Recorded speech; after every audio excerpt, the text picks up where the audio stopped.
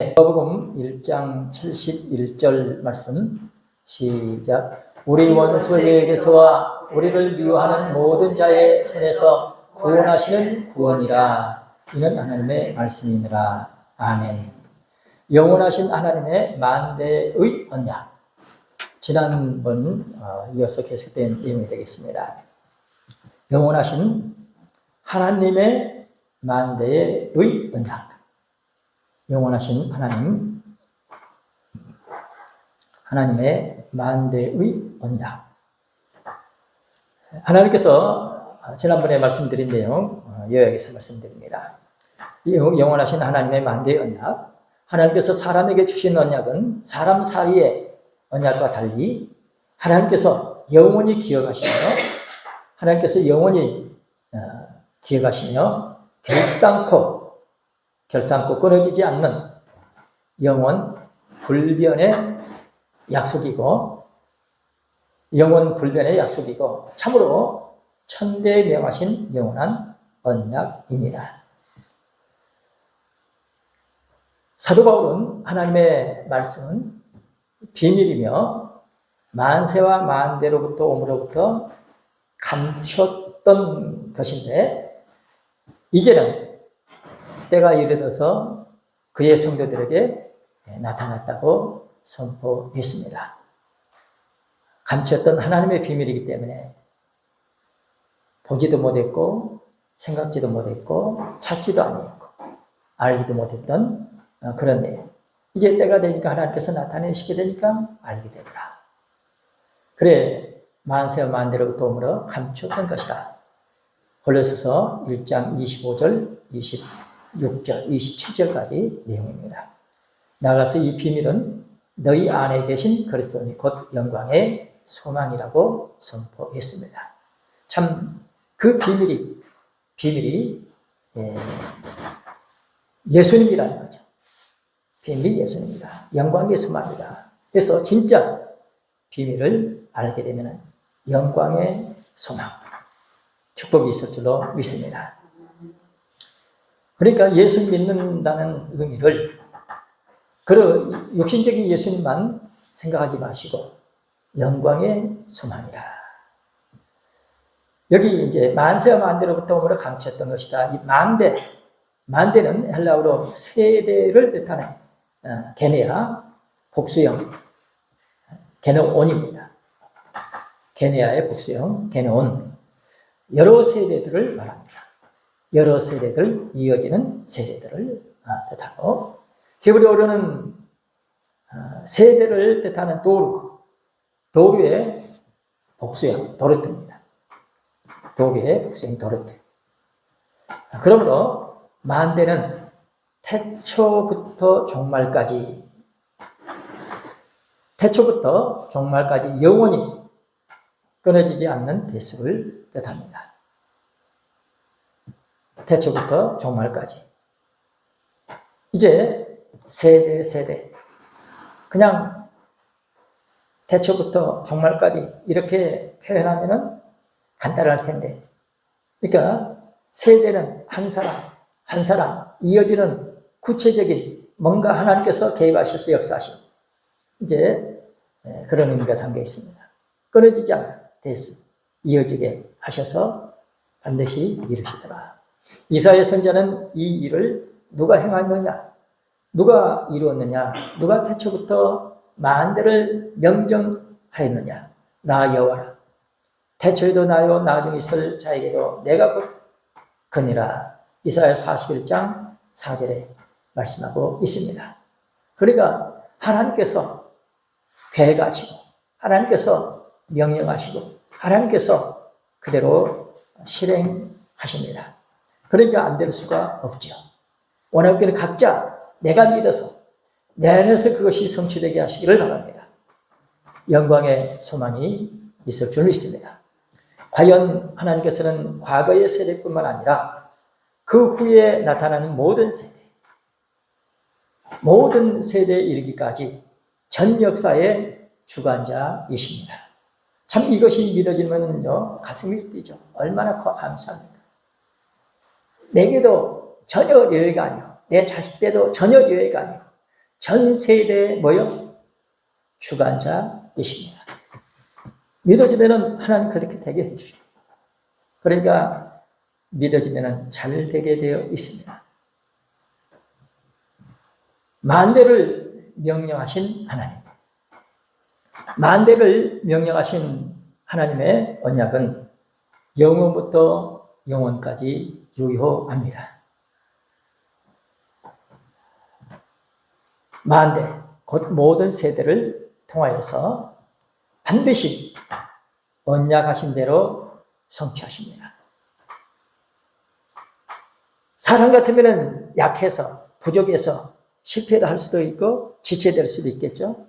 하나님께서 주관하시기 때문에 반드시 잘 되게 되어 있습니다.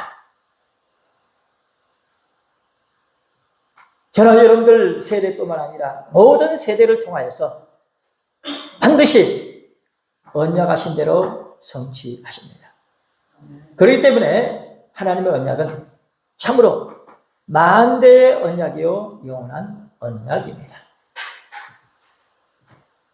놀라운 참 축복의 말씀이죠.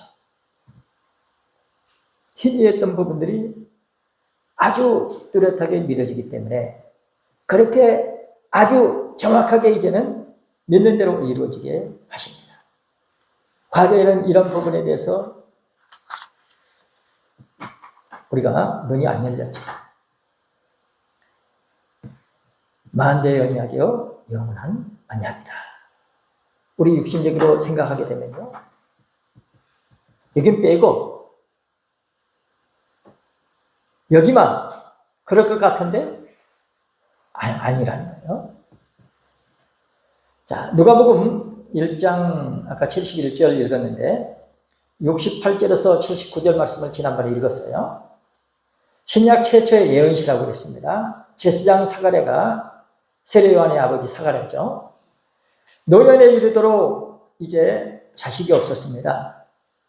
그러나 참 하나님 앞에 충실히 자기 사명을 감당하는 모습, 그리고 하나님 주권 섭리를 믿고 하나님 앞에 기도하면서 자기 일에 충성한 사람, 그는 무자하다가 하나님의 약속대로 세례 요한을 얻었을 때에 하나님의 영원한 언약 속에 담긴 깊고 오묘한 섭리를 깨닫게 됩니다. 하나님의 영원한 언약 속에 담긴 깊고 오묘한 섭리, 몰랐죠? 그랬는데 하나님의 약속의 내용을 알고 나서는 아하, 이렇게 되는구나 깨달았어요. 하나님의 영원한 언약이 이제 이루어질 때가 됐구나. 그래서 그 내용을 보니까 이렇게 하나님께서 인류를 구원하십니다. 마침내 이 말씀이 믿어지기 때문에 하나님께서는 그대로 이루신다. 그래서 믿어지는 그 세례 요한을 통해서, 사가랴를 통해서 세례 요한을 낳게 하시고, 세례 요한을 통해서 또 하나님께서는 역사하신 줄로 믿습니다. 참 영원한 언약 속에 담긴 깊고 오묘한 섭리를 깨닫고 노래한 찬가가 누가복음 1장 68절에서 79절의 내용입니다. 사가랴는 가브리엘 천사가 전한 하나님의 말씀을 믿지 못한, 그랬을 때는 벙어리가 됐죠. 이제 미가엘은 군대 장관, 가브리엘은 좋은 소식을 전하는 이제 천사입니다. 이 가브리엘이 사가랴를 찾아와서 말씀하시니까 처음에는 못 믿었죠. 그래서 못 믿다가 10개월 동안 벙어리가 되어서 말을 못하다가, 거기 누가복음 1장 20절에 있어요. 하나님께서 그의 입을 열어주실 때에 아주 최초의 예언시를 읽게 됩니다. 신약의 최초의 예언시를 읊게 됩니다. 그래 혀가 풀려 말을 하는 순간 성령의 충만함을 입어가지고 놀라운 고백을 하는데, 누가복음 1장 64절에서 우리 66절 말씀 한번 찾아보시겠습니다. 지난번에 우리 같이 찾아서 읽었습니다. 누가복음 1장 64절에서 66절 시작. 이에 그 입이 곧 열리고 혀가 풀리며 말을 하여 하나님을 찬송하니 그 근처에 사는 자가 다 두려워하고 이 모든 말이 온 유대 산 중에 두루 퍼지매 듣는 사람이 다 이 말을 마음에 두며 가로되 이 아이가 장차 어떻게 될꼬 하니 이는 주의 손이 저와 함께 하심이로라. 아멘. 자, 주의 손이 저와 함께 한 것을 본 사람들은 얼마나 좋았을까. 오늘 우리는 믿음의 표현을 하는 것을 믿음의 눈으로 보시기를 바랍니다. 믿음의 표현은요, 주의 손이 함께 하실 때 가능합니다. 세례 요한 당시에 그 주변 사람들이 이렇게 하나님의 참 손, 함께 하심을 봤다고 하면 얼마나 좋으니 그 사람들이 즐거워하면서 하나님을 찬양하고 감사했을까. 오늘 우리는 수없이 엄청나게 이런 광경을 봐요. 문제는 각자에게 얼마만큼 믿어지느냐, 얼마나만큼 우리가 하나님 앞에 그때 당시의 사람보다도 더 우리가 믿음의 고백을 하면서 찬양을 하는가 점검해 봐야 됩니다. 참 내용을 보게 되면요, 거기 67절까지 한번 읽어봐요. 67절. 네, 시작. 그 제사가 성령의 충만함을 입어 가로되, 예, 성령의 충만함을 입어서 이렇게 예언을 했다. 그래서 이제 68절부터 79절 이렇게 노래하는 이제 그런 장면입니다. 그래서 이 내용을 보게 되면은 거기에는요, 아까 이제 나이 많아서 무자했다고 그랬죠. 무자했는데 늦둥이를 낳았다, 혹은 그렇게 기다렸던 아들을 낳았다, 자식이 없었는데 자식을 줬다 했을 때 그 즐거움 대단하겠죠. 그런데 그 사가랴의 고백을 보게 되면은 노년에 얻은 아들에 대한 인간적인 기쁨이나 감정이나 어떤 인간적인 자기 어떤 복받친 그런 이제 심정을 표현하는 그런 내용은 전혀 없습니다. 오직 언약하신 대로 기필코 이루어 주신 하나님 앞에 벅찬 감사와 큰 기쁨과 찬양만 넘치고 있는 것입니다. 참 이런 고백을 할 수 있는 것은 왜 이렇게 고백할 수 있었을까요? 아까 67절에 뭐라고 했어요? 성령이 충만하네. 참 이런 아름다운 모습. 그래서 이 내용이 이제 네 가지로 요약되어 있는데, 메시아를 보내주심에 대한 감사가 68절에서 71절에 나오고, 그 다음에 두 번째로는 구원의 언약의 성취를 찬양하는 내용이 72절에서 75절에 나오고, 세 번째로는 세례 요한의 사명을 노래하는 것이 76절에서 77절에 나오고, 그 다음에 메시아 구원을 찬양하는 장면이 78절, 79절에 나옵니다. 그래서 지난번에 우리가 이런 부분들을 다 살펴봤습니다. 그래서 사가랴가 성령이 충만하여서 고백한 언약의 위대성. 그 언약의 위대성이 이제 71절에서 73절에서 이렇게 세 가지로 이렇게 압축해서 우리가 살펴보고자 하는 것입니다. 성령이 충만하여서 고백한 그 언약의 위대성. 첫째로 구원하시는 구원이라 그랬죠. 아까 우리 71절 이제 읽었는데, 우리 원수에게서와 우리를 미워하는 모든 자의 손에서 구원하시는 구원이라 이렇게 말씀하고 있습니다. 여기 이제 구원하시는 구원, 헬라어로는 소테리아입니다. 소테리아. 메시아가 이 땅에 오시는 분명한 목적. 메시아는 뭐죠? 기름 부음을 받았다. 메시아 그리스도를 말하죠. 기름 부음을 받았다. 그래서 메시아가 이 땅에 오시는 분명한 목적이 구원하시는 구원임을 밝히고 있습니다. 구원하시는 구원임을 메시아 오신 목적으로 이렇게 표현합니다. 이는 예수 그리스도의 구원 역사가 너무나도 강력하여서 세상에 어떤 존재도 결코 변개할 수 없다는 것입니다.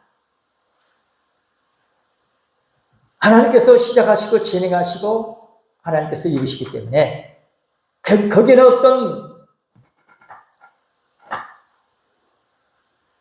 존재도 결코 변개할 수 없다. 구원하시는 하나님께서 구원하시는 구원이기 때문에 그대로 될 수밖에 없습니다. 이것이 믿어지는 것을 우리는 감사해야 합니다. 예수 그리스도의 구원 역사가 너무나도 강력하여서 세상의 어떤 존재도 결코 변개할 수 없는 완전하고 확실한 것임을 의미한다. 로마서 8장 38절 39절 말씀입니다. 세상의 어떤 존재도 결코 변개할 수 없는 완전하고 확실한 것임을 구원하시는 구원이라, 이런 표현으로 말씀하고 있습니다. 로마서 8장 38절 39절 말씀 시작. 내가 확신하노니 사망이나 생명이나 천사들이나 권세자들이나 현재 일이나 장래 일이나 능력이나 높음이나 기쁨이나 다른 아무 피조물이라도 우리 주 그리스도 예수 안에 있는 하나님의 사랑에서 끊을 수 없으리라. 아멘. 어떤 피조물도 하나님께서 역사하실 때 개입할 수 없습니다. 문제는 내가 얼마만큼 믿느냐. 믿는 대로 역사하십니다. 그래서 우리는 하나님 앞에 기도할 때에 믿음 없는 것을 도와달라고 기도하시기 바랍니다. 제자들이 그런 기도를 올리죠. 믿음 없는 것을 도와달라. 구원하시는 구원이라 완전하고 확실한 구원입니다. 이는 죄와 사망으로부터 죄인들을 구원하는 언약. 사망에서 누가 구원하겠습니까? 죄에서 구원이야 잠깐이 있을 수 있겠지만 궁극적으로 죄와 사망으로부터 죄인들 구원하는 언약. 그 죄의 삶으로 말미암는 구원입니다. 사망의 원인이 뭐죠? 죄죠. 죄. 사망의 이제 원인은 죄예요. 그러니까요, 생 근원을 막아버리면 물이 흐르지 않듯이 원인을 제거하면 뭐가 안 온다고요? 사망이 없다. 그래서 지금까지 우리가 신앙생활을 온 것을 다시 점검해야 돼요. 분명히 예수님께서 죄의 값을 치러주셨어요. 그렇다면 안 죽어야죠. 그러니까 지금 현재 하나님의 말씀을 우리가 진짜 정직하게 믿고 있느냐 점검하면서, 아하, 믿음이라는 것은 이런 것이구나. 그리고 구원의 의미를 다시 새롭게 우리가 깨달을 수 있어야 되겠습니다. 죄와 사망으로부터 죄인들을 구원하시는 언약, 곧 그 죄의 사함으로 말미암는 구원입니다. 거기 누가복음 1장 77절 말씀이죠. 죄의 사함으로 말미암는 구원. 그래서 예수님께서 이 땅에 인류 구원을 위해서 오셨는데 다 사람들이 열심히 살려고 애쓰는데 죽음을 향해서 가는 거예요. 왜 죽느냐? 죄 때문이다. 그래서 죄 사함으로 말미암는 구원. 자, 앞에 시작. 주의 백성에게 그 죄 사함으로 말미암는 구원을 알게 하리니. 아멘. 주의 백성에게 그 죄 사함으로 말미암는 구원을 알게 하리니. 이 부분이 우리에게 강력하게 마음에 와 닿아서 지금 예수 믿지 않은 사람들이 왜 죽느냐? 한번 생각하시기 바랍니다. 그래서 조금 더 의심 없이 믿어지라. 그런 축복이 있어야 하겠습니다. 곧 예수 그리스도를 통한 영적 출애굽을 의미합니다. 자, 영적 출애굽이 뭐라고요? 예, 제3으로 말미암는 구원이다. 이스라엘 백성들은 어디에서 구원받았어요?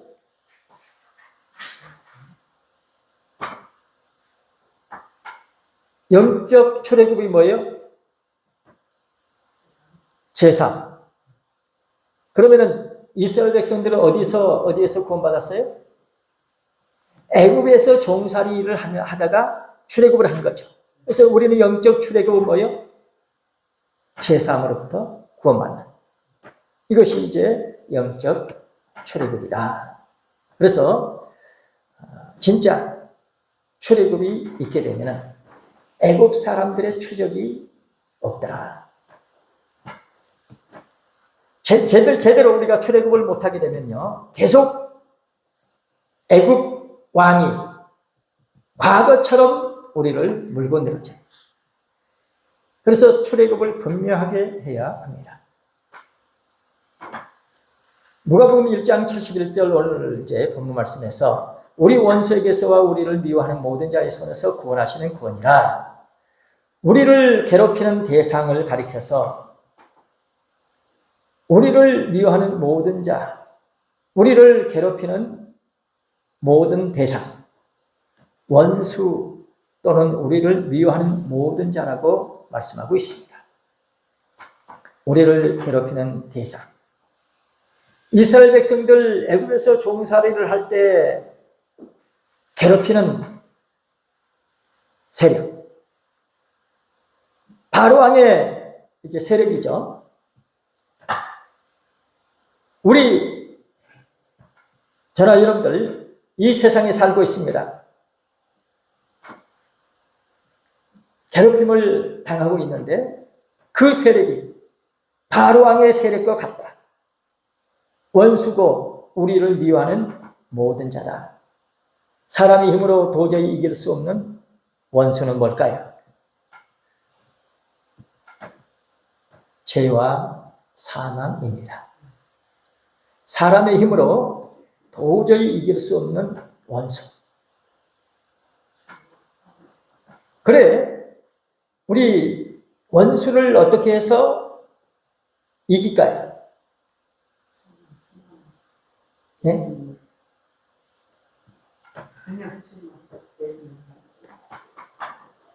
이제요, 진짜 예수를 믿게 되면요, 우리에게는 원수가 없어요.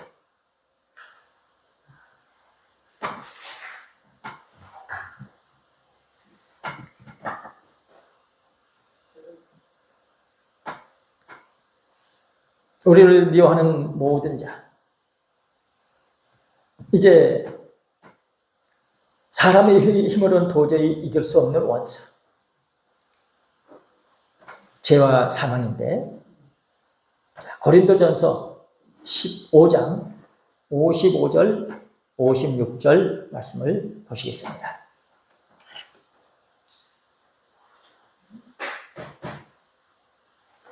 고린도전서 15장 55절, 56절 시작. 사망아 너의 이기는 것이 어디 있느냐? 사망아 너의 쏘는 것이 어디 있느냐? 사망에 쏘는 것은 죄요, 죄의 권능은 율법이라. 그래서 사도 바울이 사망을 향해서 호령을 하는, 그러니까 사망은 아무것도 아니라는 거죠. 사망은 너희 이기는 것이 어디 있느냐? 사망은 너희 쏘는 것이 어디 있느냐? 어디 있을까요? 사망이 이기는 것이, 그러니까 사망이 이기면 뭔가 죽는다는 거죠. 뭐 때문에 죽는다고요? 죄. 사망이야, 너희 쏘는 것이 어디 있느냐? 네가 쏘니까 죽는다는 거예요. 왜 쏘아요? 죄가 있어. 그래서 사망에 쏘는 것은 뭐예요? 죄요. 죄의 권능은 율법이라. 그래, 우리가 참 요즘에 우리 교회는 얼마나 참 축복입니까? 율법에 대해서 정확하게, 점점 가까이 배우게 되죠. 그 율법이 과거에는요, 참 무시당했어요. 그래서 율법에서 이제 벗어날 수 있도록 율법에 대해서 이제 밝게 이렇게 드러내고 안다는 것은 얼마나 축복인지.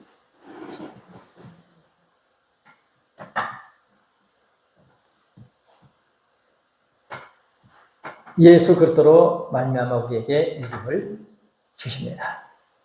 하나님께서는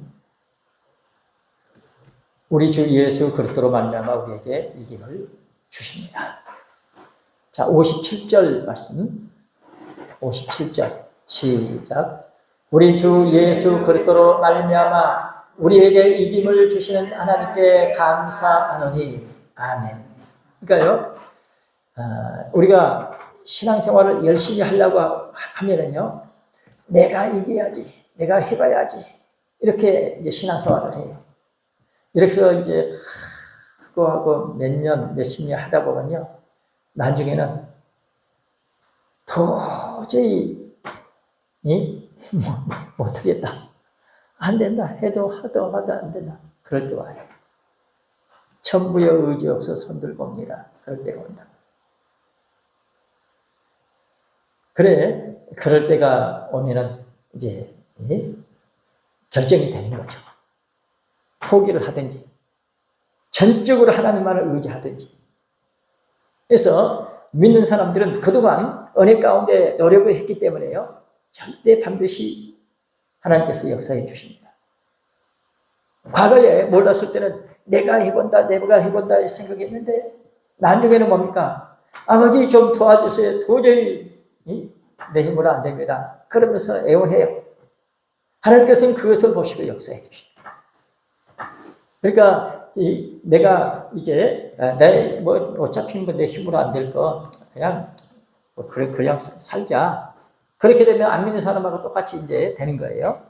그런데 내가 하나님 부족하지만은 내가 이렇게 살라고 애쓰고 믿으려고 애쓰고 말씀대로 순종하려고 애쓰고, 이게 뭐냐? 이게 율법이에요. 그러니까 예수님이 누구한테 오셨는지 율법가한테 오셨어요. 그러니까 내가 그렇게 알려고 믿으려고 애쓰는 이런 이제 노력하는 이것이 하나님 보실 때는 너무 기쁘다는 거예요. 애들 있잖아요. 애들은 뭐요? 몽학 선생 아래 있잖아요. 몽학 선생 아래 있으면은 부모님이 어때요? 볼 때 이쁘죠? 어린애들 보면은 어릴몽짜잖아요. 그러니까 그 이쁘듯이 그렇게 부족하지만은 이 말씀대로 살려고 애쓰는 그런 모습들. 하나님도 그렇게 이뻐하신다. 포기하지 않고 그래도 알려고 그래도 애쓰고. 그래서 그런 부분들 이렇게 점점 쌓이게 되면은 하나님께서 한번 점검을 하셔요. 점검하셔가지고 너 진짜냐 아니냐 한번 점검을 하시고 진짜로 했을 때 역사해 주시고 그때 되는 거죠. 그러니까 그때까지는 하나님께서 나를 포기하시지 않으시기 때문에 내게 주시는 은혜대로 믿어지는 대로 애쓰시기를 바랍니다. 참 많은 사람들이 이 부분을 극복하지 못해가지고 실패를 해요.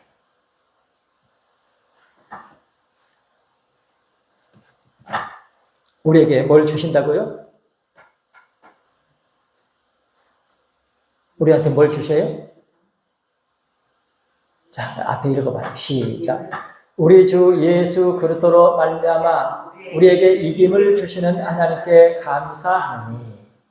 네, 바로 이거예요. 그러니까 이렇게 바둥바둥 이렇게 하는 거, 그런 모습 보시면서 너 진짜냐 확인하시고 주시는 거예요. 다시 말하면은 그릇이 있을 때 주실 줄 믿습니다. 어린애들한테 줘봤자 감당 못해요. 받을 만한 그릇이 있느냐, 그때 주신다는 거예요. 그러니까 어렵고 힘들고 뭐 해도 그래도 애써야 돼요. 그것이 그릇이 만들어지는 과정입니다. 그래서 말씀 받으면 받을수록 뭐가 많아져야 될까요? 기도가 많아져야 돼요. 기도가. 말씀은 받으면 받을수록 기도가 많아져야 뭔가 채워지고 또 그릇이 만들어지고, 채워지고 그릇이 만들어지고. 그릇이 없으면 아무리 줘도 못 받아요. 그러니까 그릇이 있는 것은 뭡니까? 사모하죠. 말씀대로 기도하잖아요. 애쓰죠. 기도하는 이것이 이제 그릇이 만들어져요. 그래서 반드시 기도하면 하나님께서 은혜 가운데 역사하시고 원하시는 축복이 임하게 하실 줄 믿습니다. 자, 예수 그리스도께서 십자가에서 죄값을 대신 지불해 주셨죠.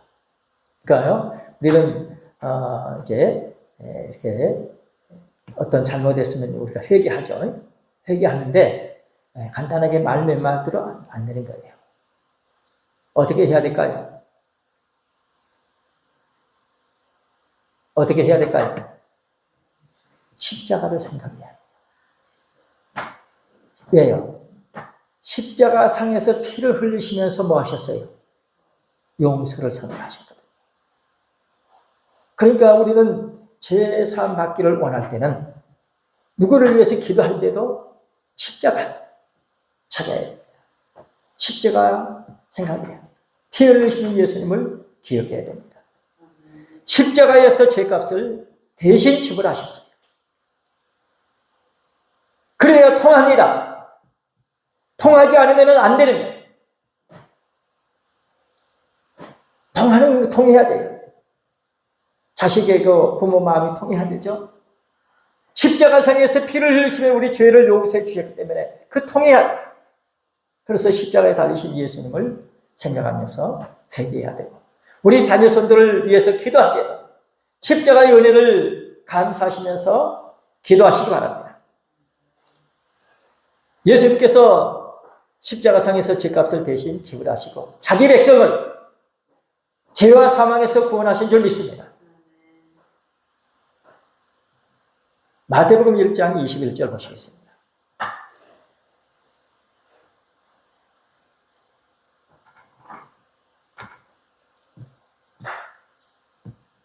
누구든지 믿으면 구원을 받죠.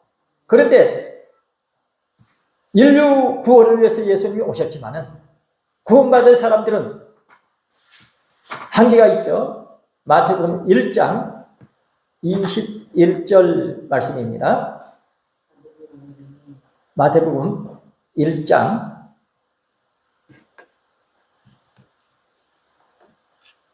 21절 시작. 아들을 낳으려니 이름을 예수라 하라. 이는 그가 자기 백성을 저희 죄에서 구원할 자이시니라 하니라. 아멘. 그래서 예수님께서 뭐라고 하셨을까요? 인자는 이스라엘 외에 보내심을 받지 아니했다 그러신 거예요. 그래서 우리가 이스라엘이 되어야 됩니다. 자기 백성을 죄에서 구원하지.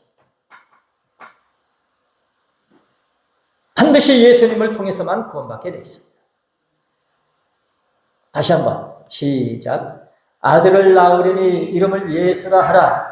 이는 그가 자기 백성을 저희 죄에서 구원할 자이심이라 하니라. 아멘.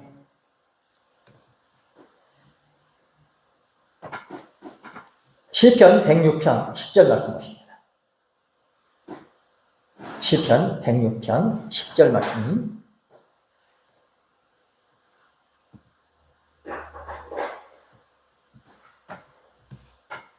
(106편) 10절.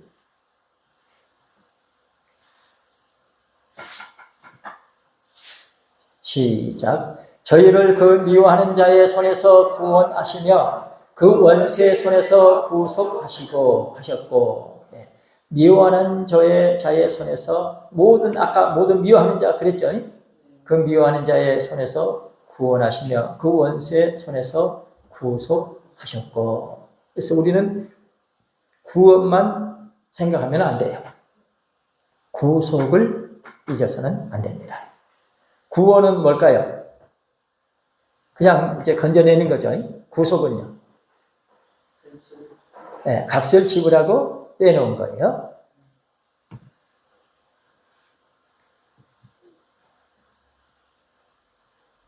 진실로 예수 그리스도께서는 죄인들을 위한 구원의 뿔이십니다. 뿔은 이제 힘과 능력의 절대성과 강력함을 상징해요. 자, 누가복음 1장 69절 말씀, 아까 거기 나오는데 누가복음 1장 69절 말씀, 이제 다윗을 일컬으면서 구원의 뿔. 누가복음 1장 69절 말씀 읽어봐요. 시작. 우리를 위하여 구원의 뿔을 그 종 다윗의 집에 일으키셨으니. 아멘.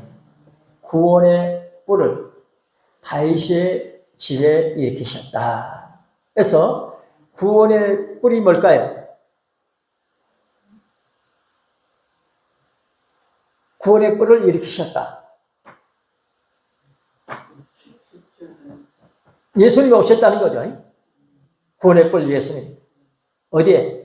다윗의 집에. 다윗 집에서 일으키셨다. 그러니까 다윗의 후손으로 메시아가 오셨다 그 말이죠.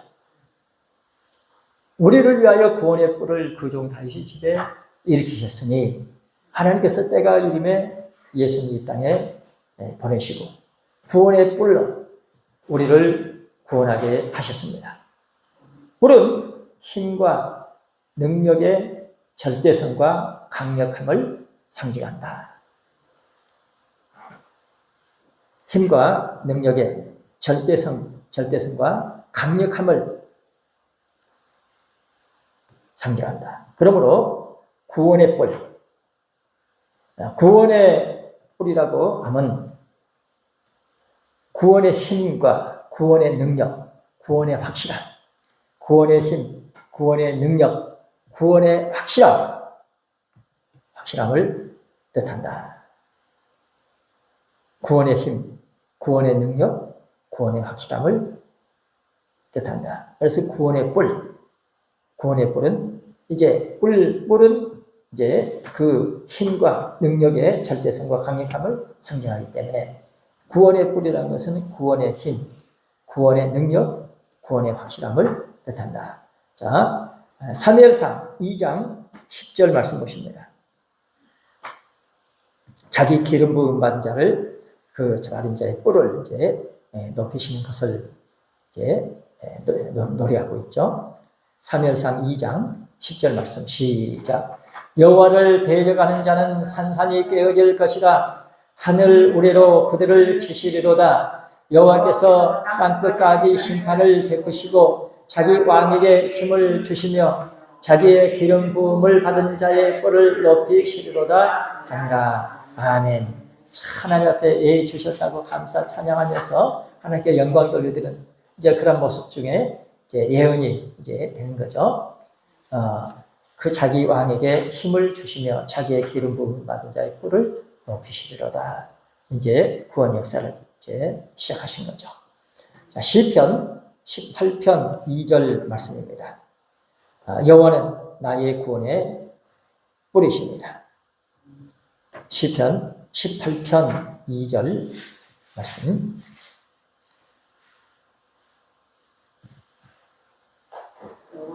자, 시작. 여호와는 나의 반석이시요 나의 요새시요 나를 건지시는 자시요 나의 하나님이시요 나의 피할 바위시요 나의 방패시요 나의 구원의 뿌리시요 나의 산성이시로다. 아멘. 여호와는 이렇게 이 다윗이 삶으로 체험을 한 거죠. 그래 이제 하나님 앞에 참 모든 이렇게 보호, 이렇게 승리를 체험하고 노래합니다. 요한계시록 5장 6절입니다. 어린 양 예수님, 구원의 뿔, 7뿔이 있습니다. 그 예수님 모시고 모든 삶에 승리할 줄로 믿습니다. 요한계시록 5장 6절 말씀 시작. 내가 또 보니 보좌와 네 생물과 장로들 사이에 어린 양이 섰는데 일찍 죽임을 당한 것 같더라. 7뿔과 7눈이 있으니 이 눈은 온 땅에 보내심을 입은 하나님의 7영이더라. 아멘. 보좌와 네 생물과 장로들 사이에 어린 양이 섰는데, 아니 어린 양이 어디 있어야 될까요? 어린 양이 이제 보좌 가운데 보좌에 이제 계셔요. 그런데 여기서는 네 보좌와 네 생물과 장로들 사이에 어린 양이 섰다. 그랬는데 일찍 죽임을 당하는 것 같더라. 그러니까 뭐요? 어린 양은 누구라는 거예요? 예수님이라는 거죠. 그 예수님이 뭐요? 7뿔과 7눈이 있으니 이 눈은 온 땅에 보내심을 입은 하나님의 7영이더라. 그래서 7뿔이 있다는 것은 뭡니까? 완전한 이제 능력, 힘, 권세, 이제 강력함을 말씀하고 있습니다. 예수 그리스도로 말미암아 죄 가운데서 건지심을 입은 자, 예수 믿는 사람이죠.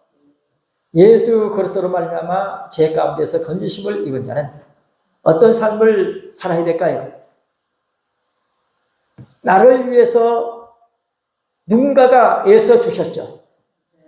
여러분들 각자 나를 구원받게 하시려고 얼마나 애써 주신 분들, 그분들을 잊어버리면 안 되겠죠. 그래서 우리도 누군가를 구원받게 하려면 나도 그런 애씀이 있어야 된다는 것입니다. 그래서 복음이 전해지는 곳마다 먼저 순교의 피가 뿌려지는 것입니다. 그만큼 애씀의 결과가, 그래서 성경에 이제 찬송가에 성경에도 나오지 뭐라고 합니까? 뭐 어떻게 뿌리는 자는 눈물로 씨를 뿌리는 자는 뭐요? 기쁨으로 당을 거두리로다. 말씀의 이치가 이렇게 되어 있습니다. 그러므로 저는 여러분들 내가 이렇게 복된 축복의 말씀을 받고 하나님의 자녀가 되는 이러한 삶을 살고 있는 것은 누군가가 나를 위해서 그렇게 애써 주신 분이 있었기 때문이다. 잊지 마시고 우리 한 사람을, 한 영혼을 구원하는데 힘쓰시고 애쓰시길 바랍니다. 종신토록 수고하여야 합니다. 종신토록, 거기 누가복음 1장 75절입니다. 성결과 의로 두려움이 없이 주님을 섬겨야 할 것을 말씀하고 있어요. 이제 예수님을 믿게 하려면 세례 요한이 자기 역할을 다 해야 해요. 오늘 저나 여러분들이 예수님을 안 믿는 사람에게 예수님을 믿게 하려면 세례 요한 같은 사명이 있어야 된다는 것입니다. 세례 요한은 누굽니까? 예수님보다 6개월 먼저 와서 뭐 하는 사람이죠? 예수님 오시는 길을 닦는 사람. 광야에 외치는 자의 소리로 사람들이한테 뭐라고 말씀합니까? 회개하라 외치죠. 그래서 회개해서 이제 평탄하게 됐을 때 예수님이 오신다. 그런데 세례 요한이 뭐 했어요? 그 사명을 하다가 죽었네. 그러니 어떻게 해요? 제사함을 받게 해야 되잖아요. 예수님이 제사함 받게 하요. 십자가에 그렇게 달리신 거예요. 그래서 다시 오시는 주님은 누구한테 오실까요? 죄와 상관없이 자기를 바라는 자에게 오십니다. 그러니까 진짜 예수님 믿는 사람에게 오신다는 거죠. 그러니까 우리가 진짜 예수님 믿어야 돼요. 여러분들 이 말씀 몇 마디지만요, 되새기고 보세요. 내 인생의 전환점이 올 수 있습니다.